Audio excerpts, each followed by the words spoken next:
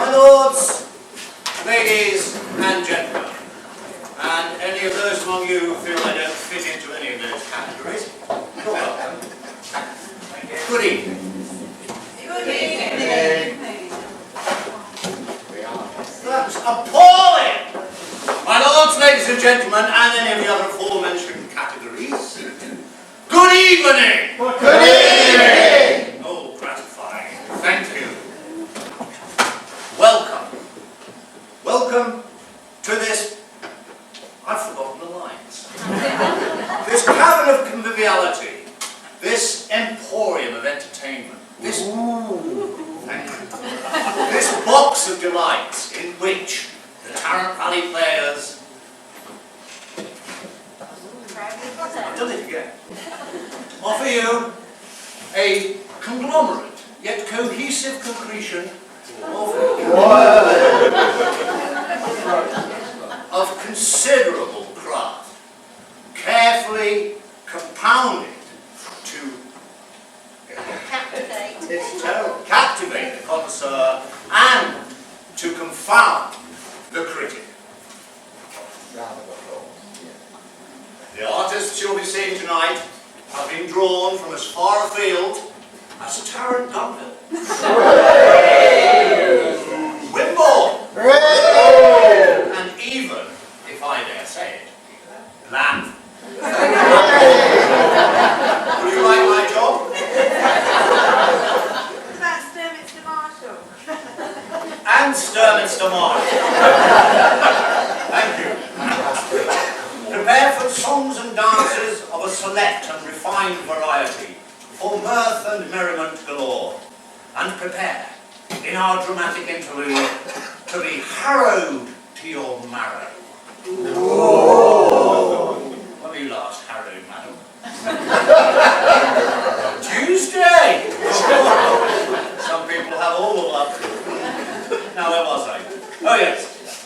May I say how pleased the company is to be here in Sixpenny Handley? I beg your pardon. I beg pardon?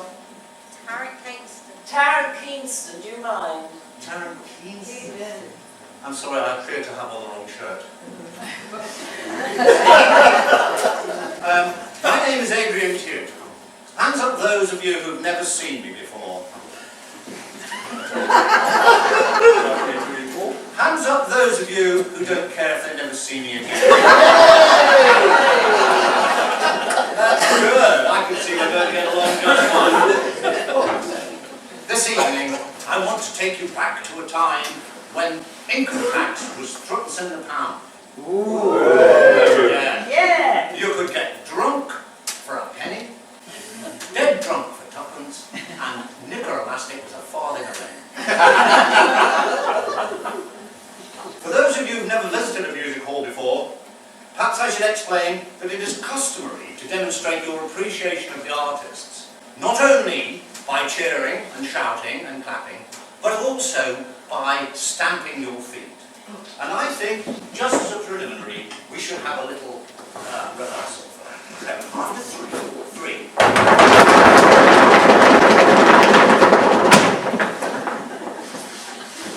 Please pay attention.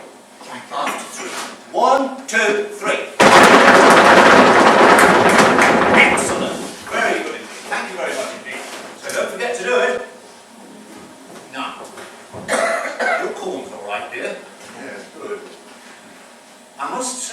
that the trustees of this hall have been trying to get rid of those cockroaches all summer. To assist me in is our charming and talented pianist, brought all the way from Gonville at vast expense. Her mellifluous...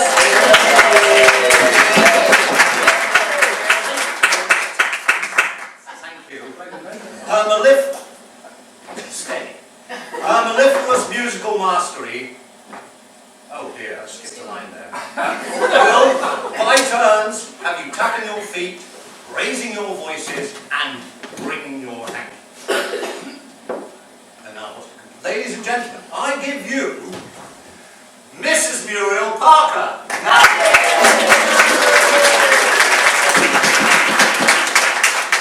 Thank you very much indeed.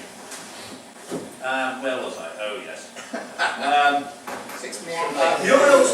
Muriel's name has been inadvertently omitted from your programme. Shame!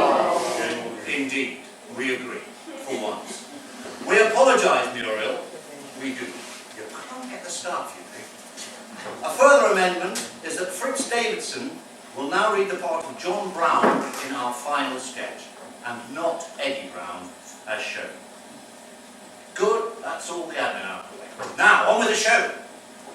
You may have noticed that you have been provided with a song sheet. So, when these curtains open and the company steps forward, it is you who will be providing your own entertainment by maximum musical manipulation of your mandibles and molars. Wrote that myself. If you need to cough, please do so now. Thank you. So easy on Woodbines if I were you, sir. Now, so, with no more ado, for our opening medley, I give you Muriel, the Tarrant Valley Play. It's not easy, you know. The Tarrant Valley Players Chorus, but chiefly yourselves!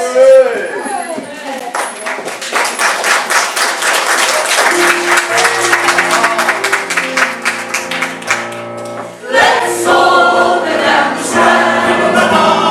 Let's all go down the strand. I'll be the leader, you come up behind. Come with me and see what we can find. Let's all go down the strand. Oh,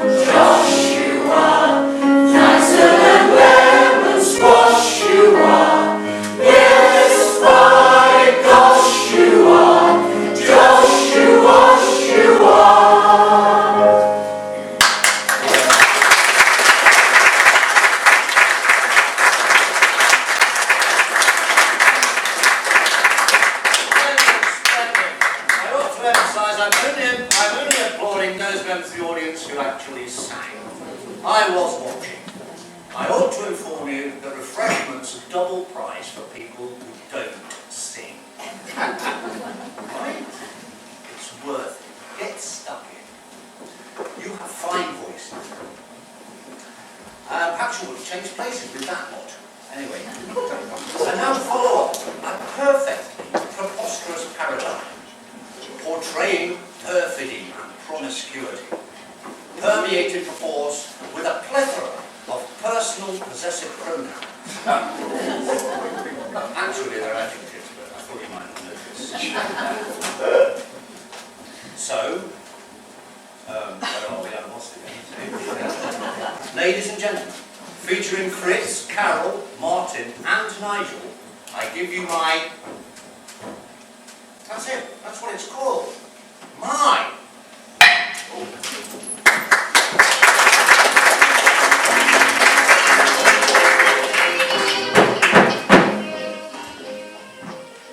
My word. My darling! My own. My sweet! My king. My queen! My goodness! No. My husband. My God! My wife!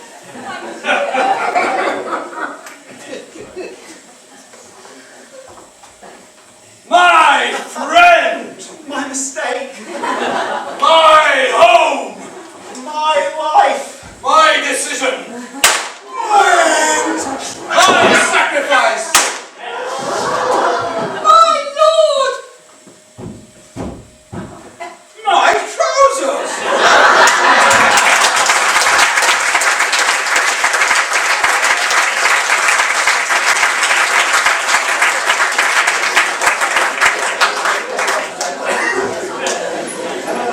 My. I hope you're able to follow all the subtle twists and turns of that piece. Did you detect the almost Shakespearean subplot? The Machiavellian nuances, the Freudian angst? No? Well, never mind. It was originally in 3 acts over 4 hours. The players managed to whittle it down to something a little more digestible, though hardly less palatable. Where were we? Yes. Our next item is a truly remarkable collection of bellicose ballads, altercationary allusions, pugilistic peregrination, and mellifluous military melody. War songs. They will be performed by 6 children, all cousins, to celebrate the heroism and humour of our soldiers in the trenches in the 1480s. You have your song sheets. I urge you to join in where you know the words. I positively beg you. So, here they are, the 6 cousins with their dramatisation of some famous war songs.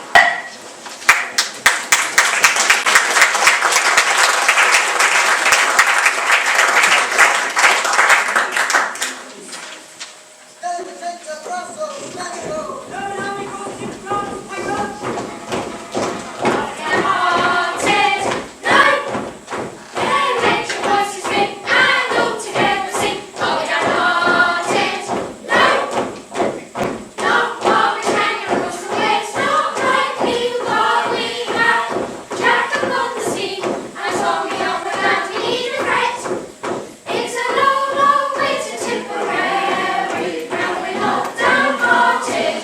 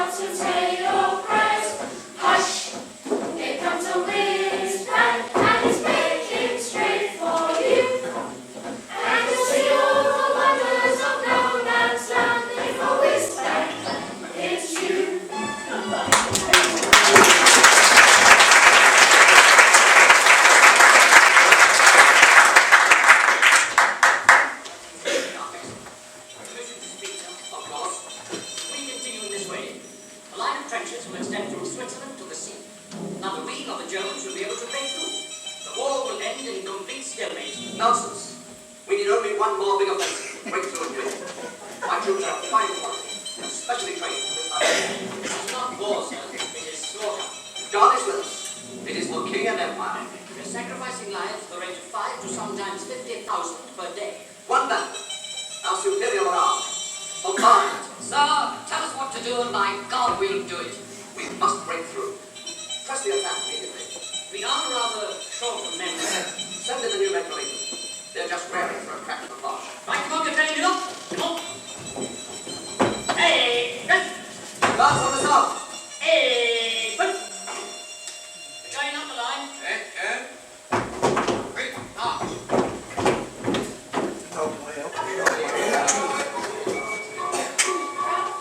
But he went away to do his bit the other day. With a smile on his lips and a system hits on his shoulder.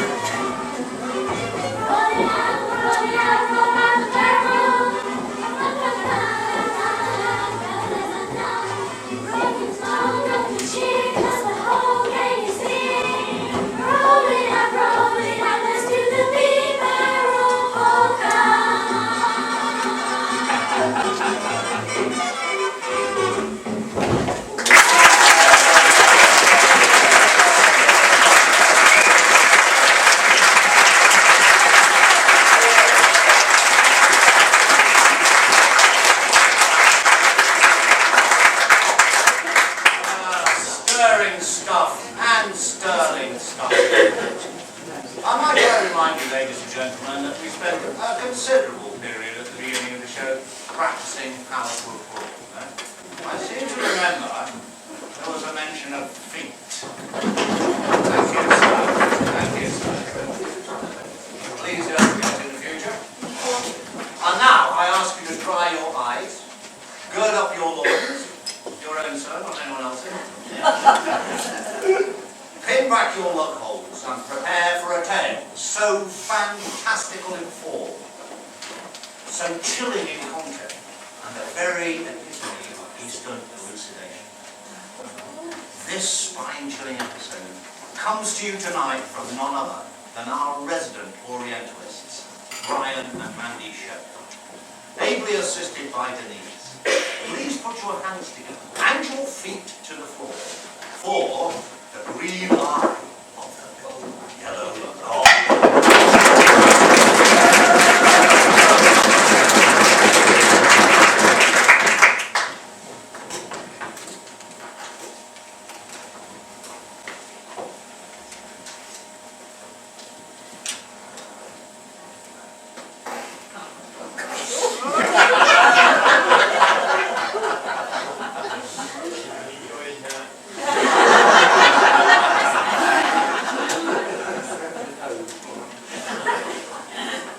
There's a one-eyed yellow idol to the north of Kathmandu. There's a little marble cross below the town. A broken-hearted woman tends the grave of Mad Karoo. And the yellow god forever gazes down.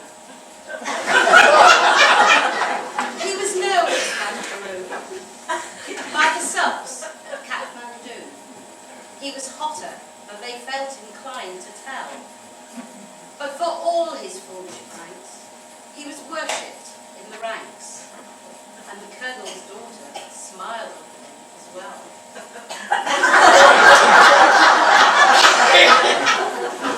He had loved her all along, with a passion of the strong. The fact that she loved him was plain to all. She was nearly 21. Arrangements had been made to celebrate her birthday with a ball. He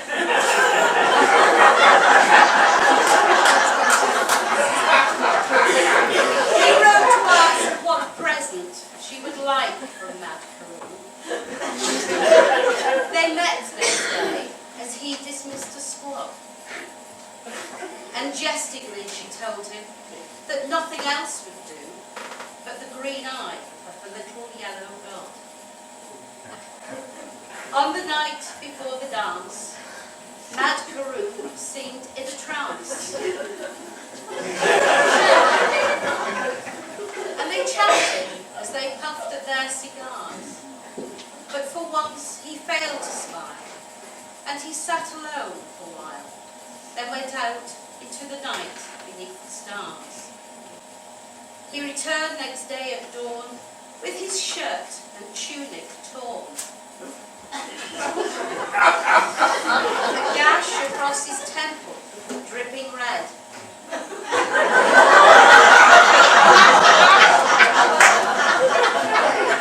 He was patched up straight away. And he slept all through the day. And the colonel's daughter watched beside his bed. He woke at last to ask if she would send his tunic through. She brought it, and he thanked her with a nod.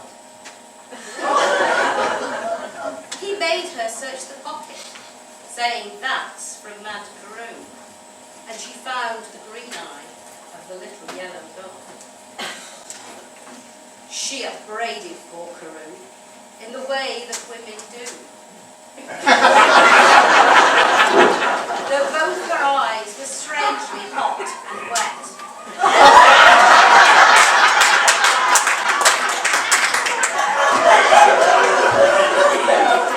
But she wouldn't take the stone, and Mad Karoo was left alone with the jewel that he chanced his life to get.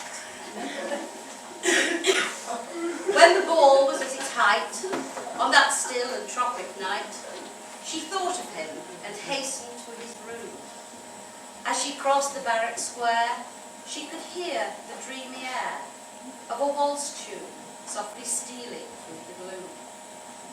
His door lay open wide, with silver moonlight shining through. The place was wet and slippery where she trod. An ugly knife lay buried in the heart of Mad Carew. It was the vengeance of the little yellow dog. There's a one-eyed yellow idol to the north of Kathmandu. There's a little marble cross below the town. A broken-hearted woman tends the grave of Mad Carew, and the yellow god forever gazes down.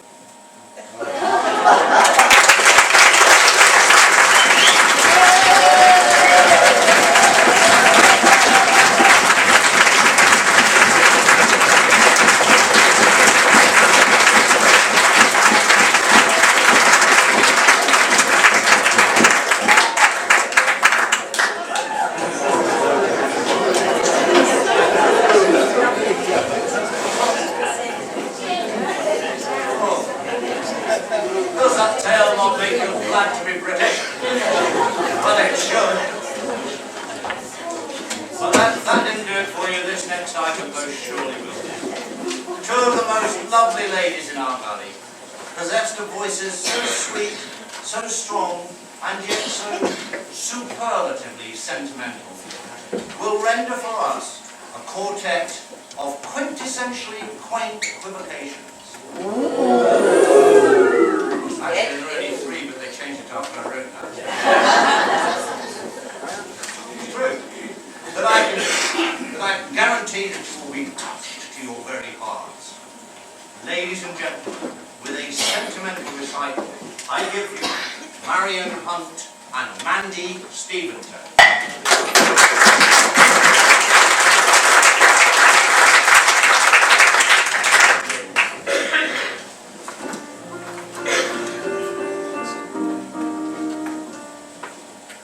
I once had a gown, it was almost new, a delicate thing, it was sweet Alice blue, with little forget-me nots placed here and there.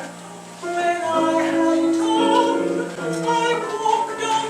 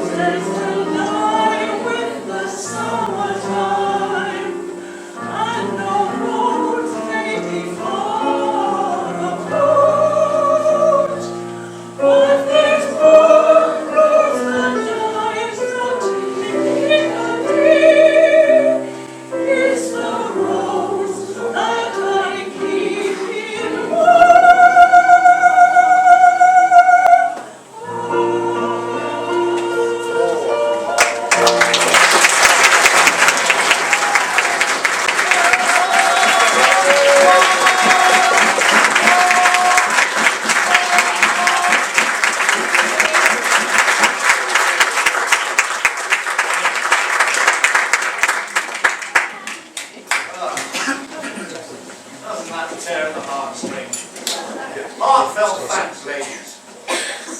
I must say, meanwhile, that you are very appreciative of well-behaved audience, with one or two exceptions. Thank you. I can tell you that my job is made much easier by your decorum and diffidence. I sometimes have to deal with a public of a very different hue. However, enough of that. Prepare now, ladies and gentlemen, for your withers to be wrong. Are your withers wrong, madam? You need to be fit, and I can see that you are. As I said, with some exceptions. We proudly present our thespian interlude, entitled Set a Thief to Catch a Thief. Brought to you this evening at vast expense. Harry! Harry! Hey, this should be good. Relax. Hey! Hey, what's your missus? Who's your old man then? I've had to bring him with me. Right, can I my braces back? Hey, enjoying yourself?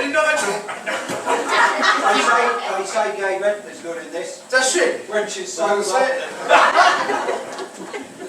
Carry on, sir. Don't let me interrupt. Thank you. Where's Teddy? Teddy? Oh, there. He's got the missus with him. Oh, no, it's not the missus. She's got a box of chocolates. Brought to you tonight, as I was saying. Here. Have you seen my pal Charlotte? Will you? Charlie! Charlie! Here I am, Alf! Over here! Where have you been? Outside, waiting for you! Excuse me, I paid for my seat. Where are you? Ow! Where? Outside, waiting for you! I can't hear a blind word you're saying. Shut up, will you? Now, where have you been? Outside, waiting for you! I told you inside. Daft as a brush. Here, you got an opener. Can I have a little order, please? Oh, that's very simple. You two Do you know you can be arrested for irritating people? Well, you should know anyway. Will you kindly sit down? What, with this common lot? Not likely. I've got a ticket for a box. Well, I'm afraid there are no boxes in this theatre. What, no boxes? I've been done. I'm not sitting down here with this riffraff. You don't know what you might pick up. Look at that. Worse than our ginger Tom. I tell you, we do not have any boxes. I paid for a box and I want a box. Oh, very well. Anything to keep you quiet. Do we have a box, please? Get a box. Yes.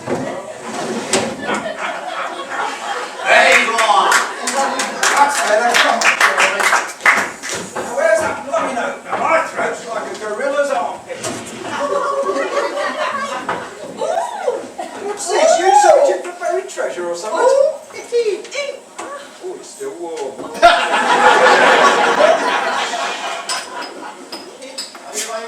Oh, there we go. Get on with it then, come on. Stop. Open the curtains, please.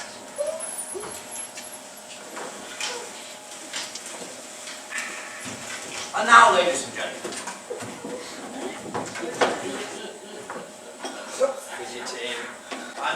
and now, ladies and gentlemen, I want you to imagine that this is in the interior of a working girl's home.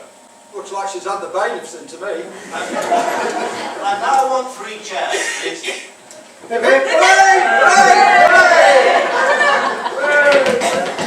It's too obvious, wasn't it? It was. 3 chairs, please.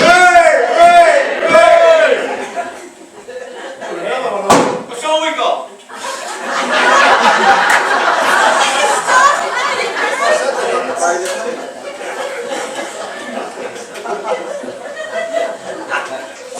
Now then. On my right is the girl's bedroom. Down, boys, down. And on my left, At 14 stone, 8.5 pounds. the door to the street. Is that all? Yes! Well, where's the house your father then? And now, ladies and gentlemen, with your kind indulgence, we proudly present Set a Thief to Catch a Thief. Thank you. What are you thanking us for? You ain't done anything yet. Ooh, sweetheart. I'll see you after. I've got my tandems. How cold the night is. She hasn't paid the coalman. And I'm all alone. You will be after this performance. I've seen better times in the mother-in-law's eye.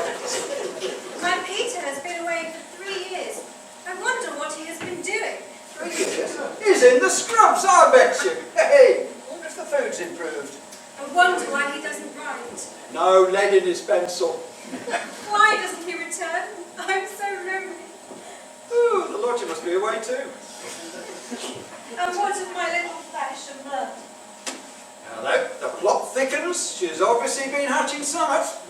My little one, 2 years old today.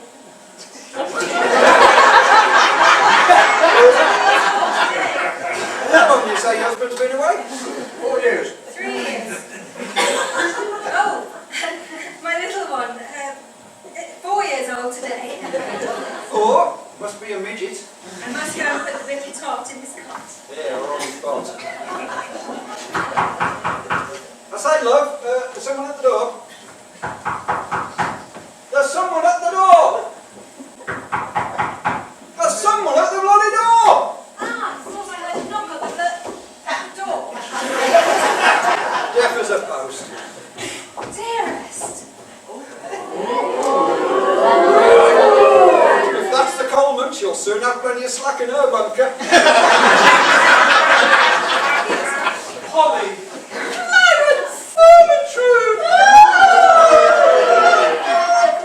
Oh, I thought that you were dead, but now that you've kissed me. She knows he's dead. Polly, Yes, Peter? I have a confession to make. This is it. This is where you cry your eyes out. Spare me nothing, dearest. Hey, careful, this is a family show. Not if you're from that sort of family, that is.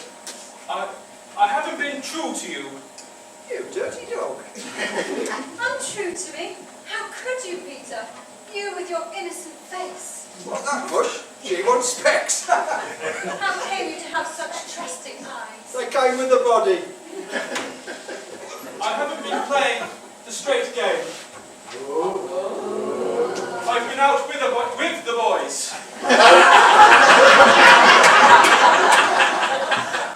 No, you can't fight that one, girl. Gambling every morning, horse racing every afternoon. Snakes and ladders every evening. For 3 nights now I've tramped the streets mile after mile, footsore and weary. What else could I do? You could buy a bike. Polly, I'm ruined, disgraced.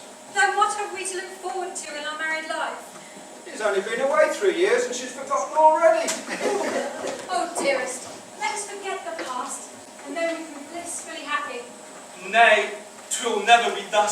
you'll never be thus.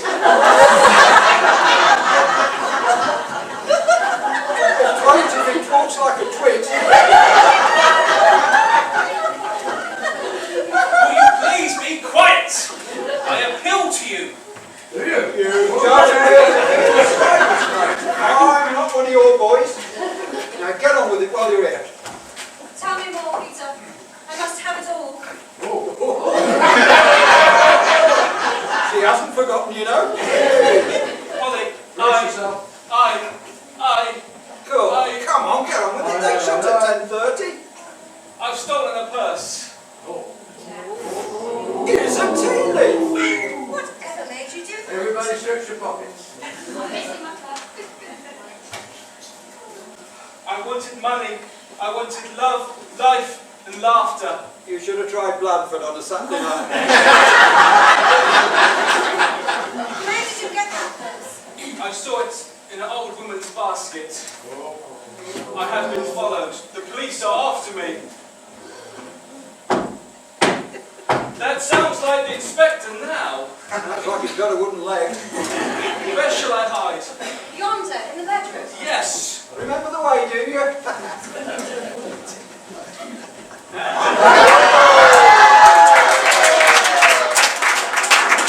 Detective Inspector Hawkshaw of the Yard. Backyard, I should say. Backyard. Well, you know what I have come for. You'll have to wait your turn. It's in Please, Inspector. Out of my way, woman. What is this?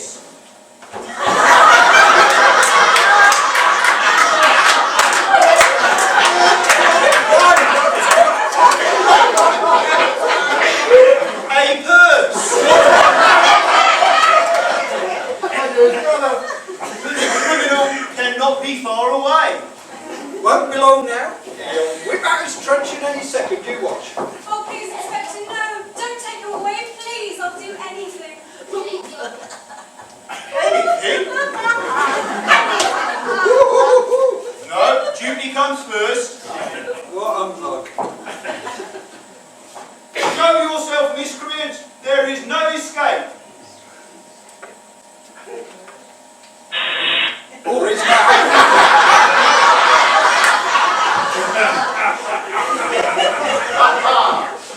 All is Come in, madam. Madam, tell me, is that the man what took your purse? Yes, Inspector. Peter! Oh, Ethel! She's got DTs. I think they've all got it. My boy! My boy! At last my search is over. For 20 years my conscience has given me no rest. 20 years? Ever since I cheated one of your inheritance when you were but a little lad. God. Take the purse. It is rightfully thine.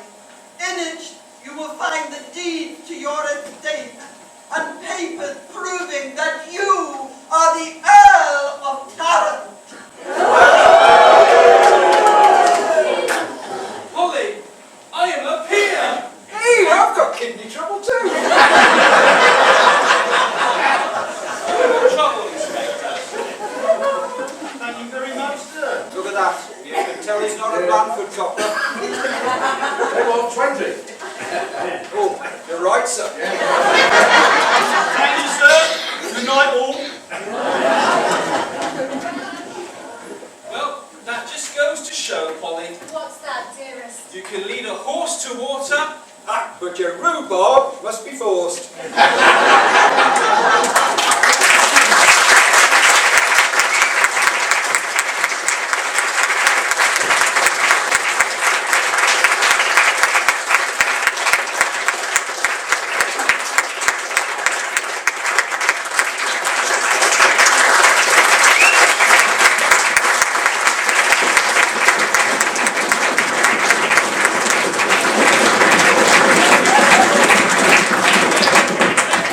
Thank you.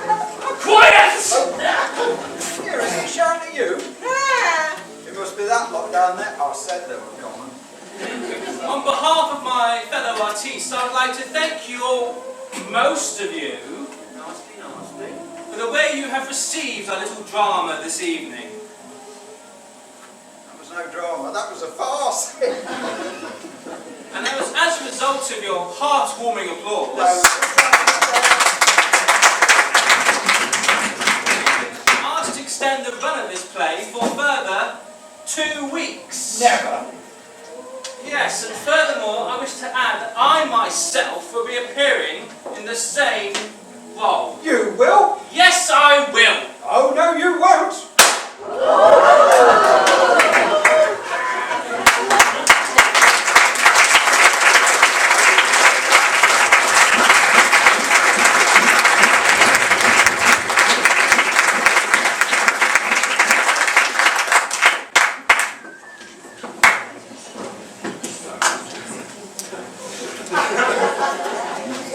That was Nigel, Gay, Claire, Alexis, Martin and Jean. An almost unbelievable tale, but true. And now we return to the Mystic East, or rather we are in the process of returning to the Mystic East, as we join Fritz in a compelling compendium of complications that may be met by any tenacious trans-Himalayan trekker or oceanic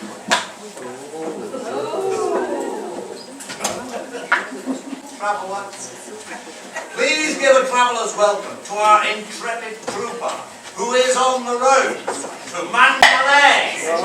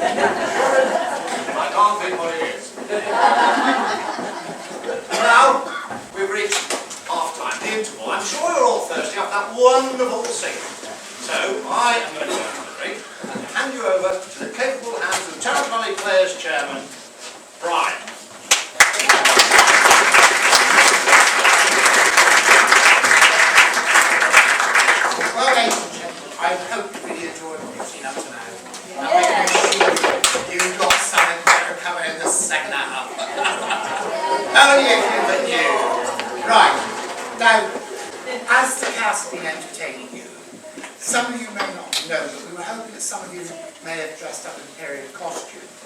Because we've got a competition actually. We got a prize of £20 to give away.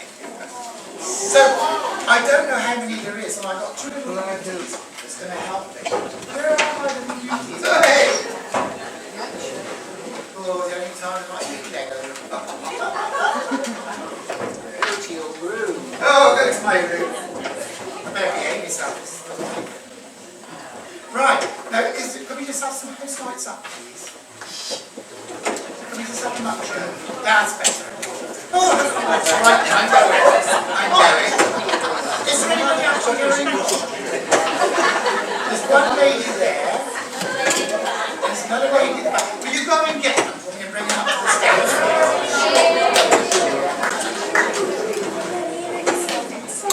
It's worth coming up even if you only got a hat on. There's £20 on there.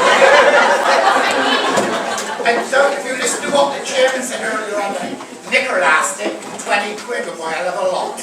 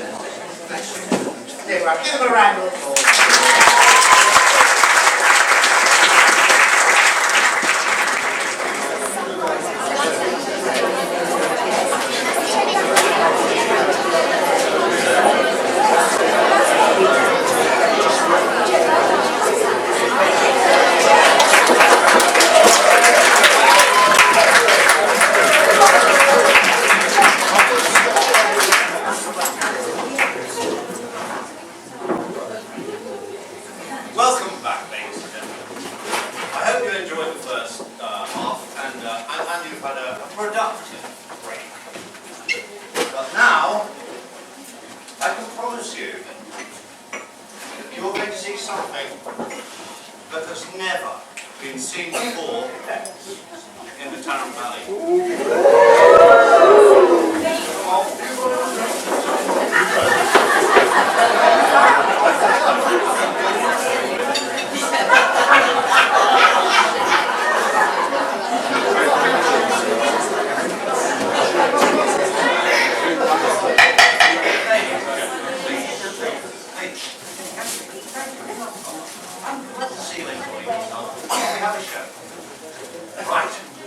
Mandy, Bryony, Claire, Fyffe, Gay, Denise, and Mandy are terpsichorean troopers.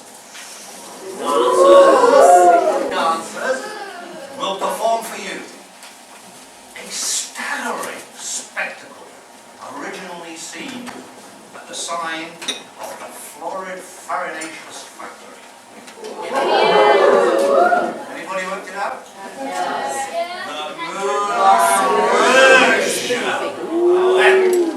And that letter is French. Bring them on. Transport your soldiers.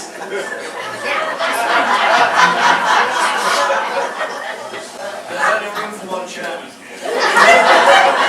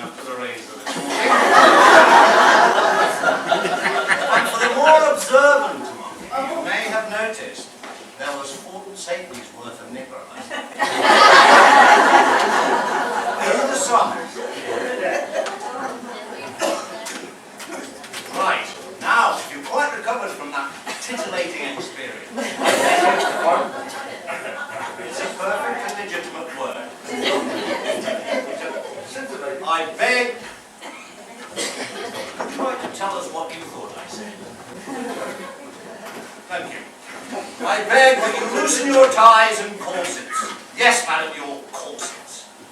Lubricate your larynxes and join the company in another delightful medley. As you see from your song sheets, the subject matter ranges from canines to kings.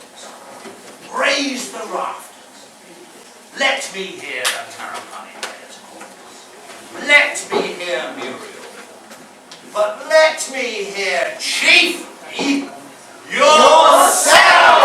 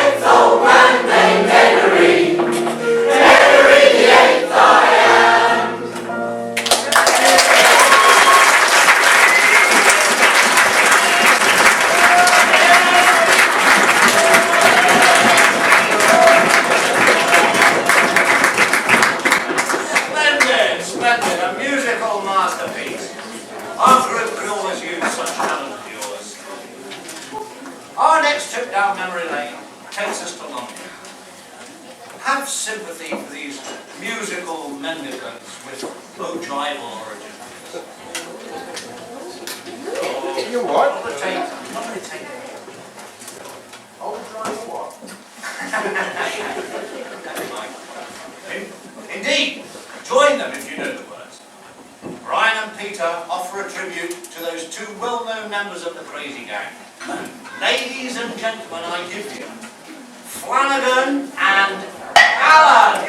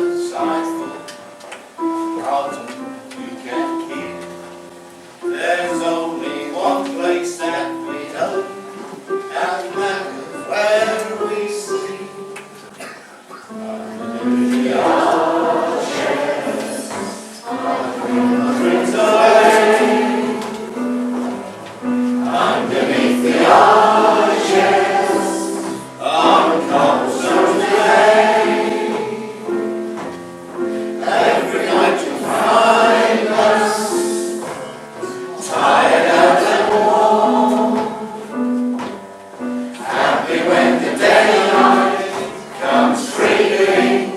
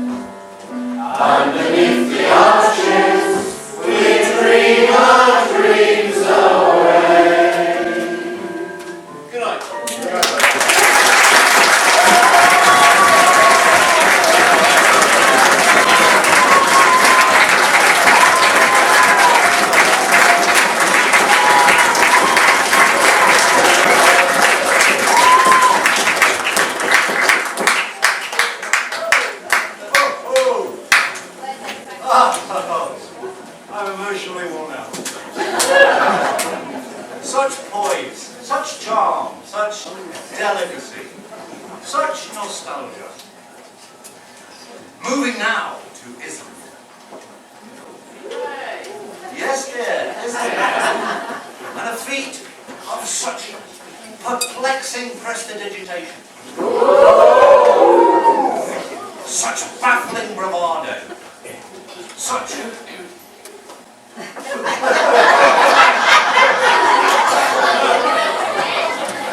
majestical magicianship. And such thaumaturgological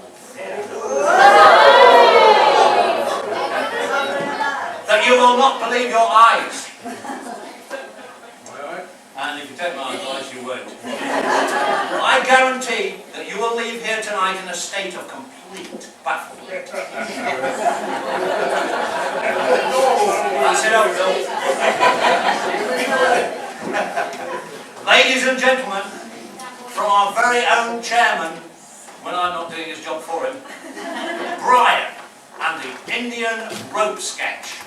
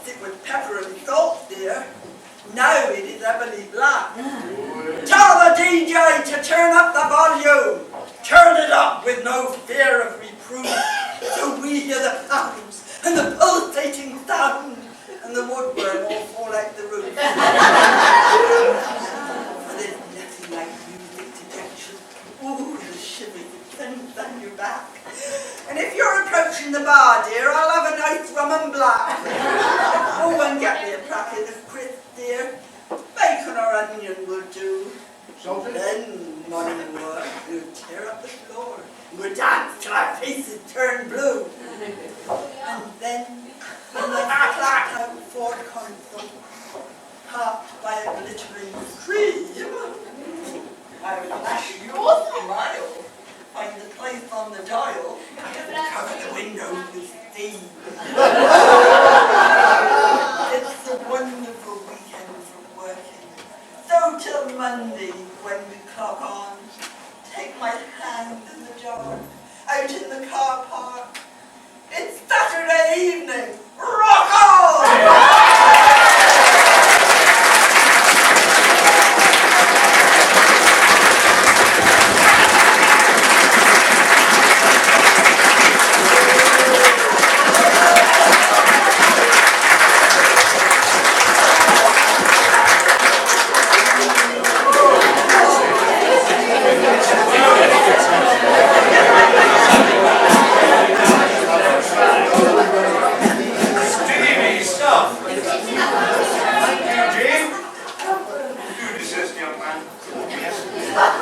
And good luck in the car park. That's what I would be doing.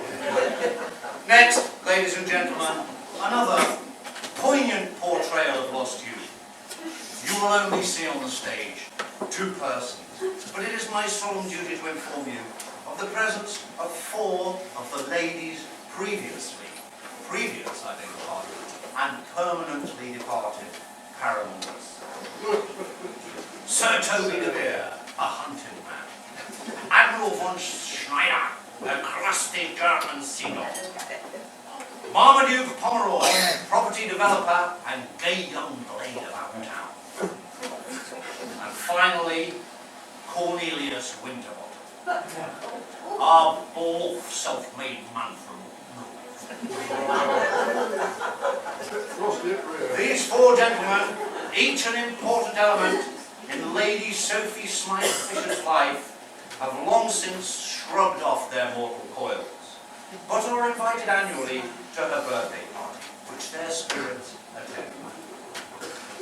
The bibulous butler serves dinner to the distinguished dowager, and... But wait, I spoil it. No, 'tis best you give your best esteemed attention to Nita and David, as they give us. Same procedure as last year, please. James.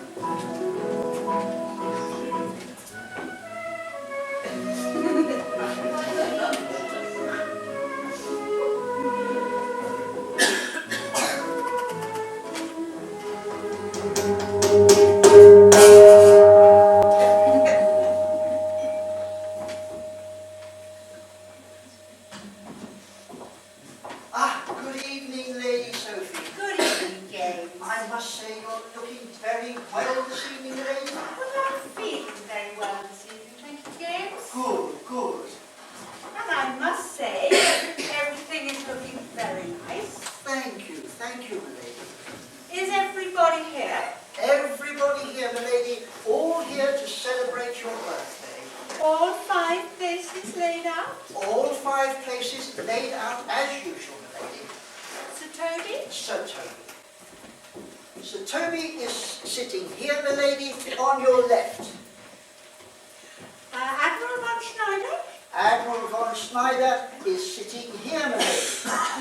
Mr. Pomeroy? Mr. Pomeroy. Mr. Pomeroy is sitting here, my lady. And my very dear friend, Mr. Winterbottom? Mr. Winterbottom is sitting here, my lady, on your right, as you requested. Thank you, James. You may now serve the soup. The soup, very good, my lady. We have some nice mulligatawny for you this evening. I know it's one of your favourites. Oh, good. I'm particularly fond of mulligatawny soup. Good.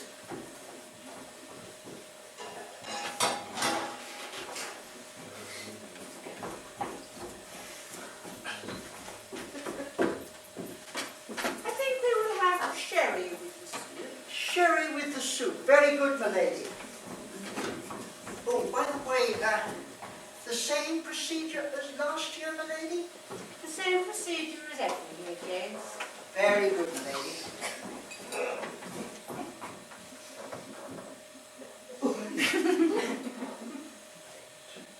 You're getting too old for this. Is that a dry sherry, James? Oh, a very dry sherry, my lady. I got it from the cellar this morning.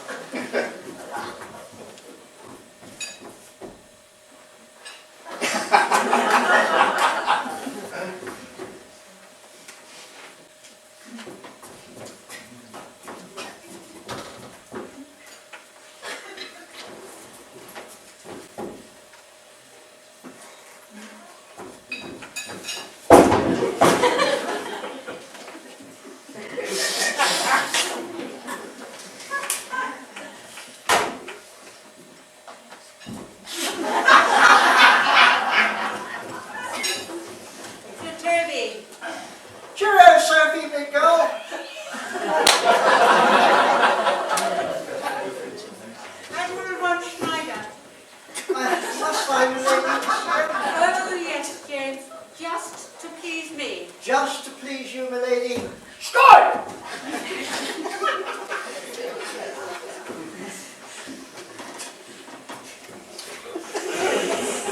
Mr. Pomeroy. Sophie, dear girl.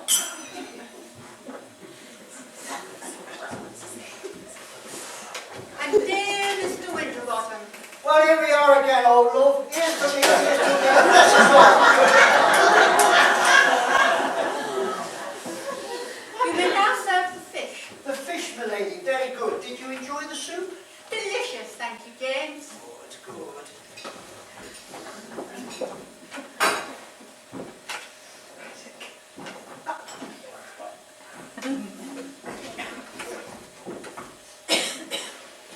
I think we will have white wine with the fish. White wine with the fish.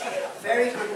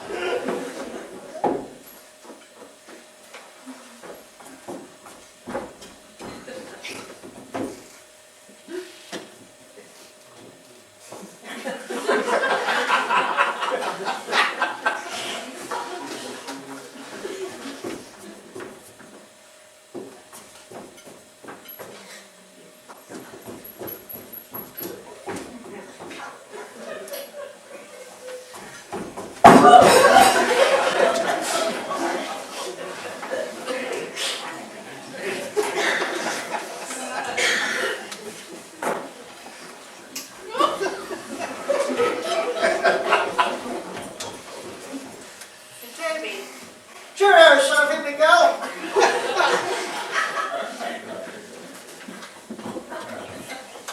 Admiral von Schneider. That's my lady. James, please. Scott!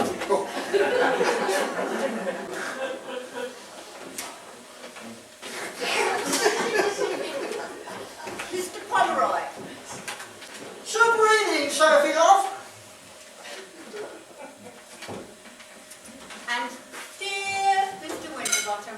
Well, here we go again, old Lookie. By gum, you're looking younger every minute, younger than ever.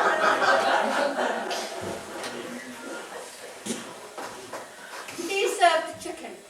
The chicken, very good, my lady.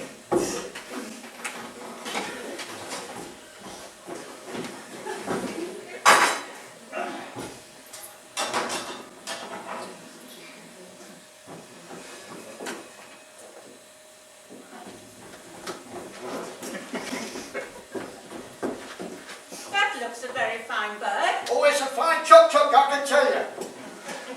And we'll have red wine with the chicken. Red wine with the chicken, very good, my lady. Oh, by the way, the same procedure as last year, my lady? Same procedure as every year, James. Same procedure as every year, very good.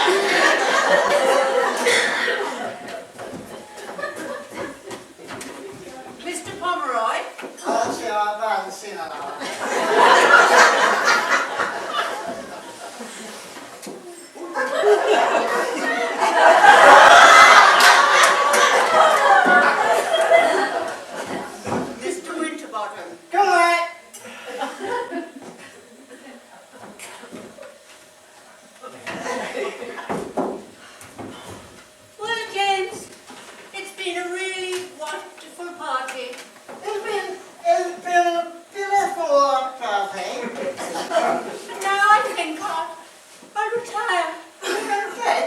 Yes. Sit there, I'll give you a hand up.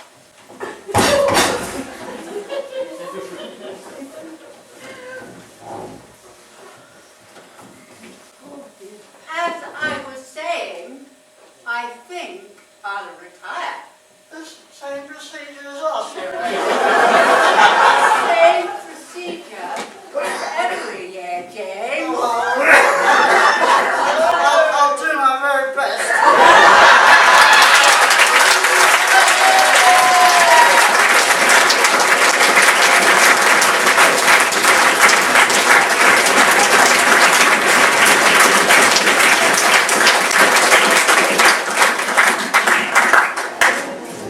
Thank you, Nita and David. Now, who said that booze and love don't mix? But, ladies and gentlemen, for our finale, we welcome a personage of such...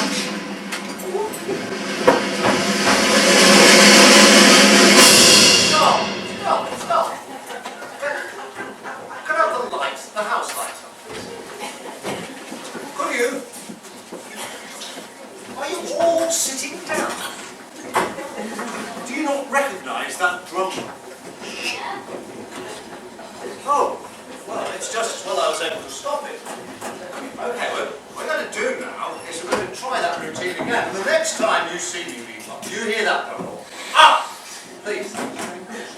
Because this personage will not forgive anything wrong. I promise. Okay, let's try that again. Thank you, Nita and David. Now who says that booze and love don't mix? For our finale, we welcome a personage of such huge...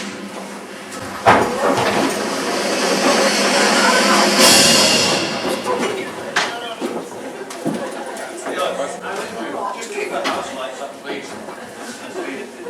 Look, if you're injured, you can stay where you are. You can stay where you are. But I can see some people are still sitting down. It's rubbish. And we're going to do it one more time, right? I'll tell you why, because they need time to change the seat.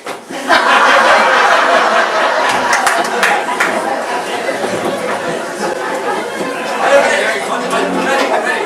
Sit. Right, good. Here we go. Thank you, David and Nita. Now who says that booze and love don't mix? For our finale, we welcome a personage of such grand...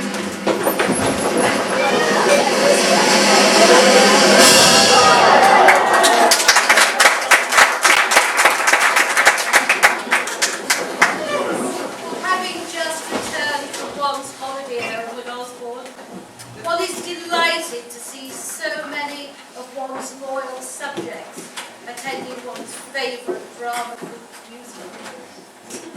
One wishes it to be known that the Tarrant Valley and its players are seen as the jewel in one's crown, and not India, as was previously assumed. One is always struck by the friendliness and loyalty of one's Tarrant Valley subjects.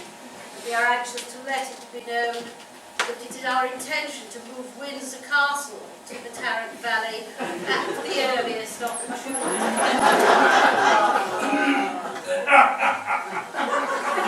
Excuse me, the coachman is getting impatient. We must be on our way if we're to avoid the traffic. It is a pity that one must have such persons.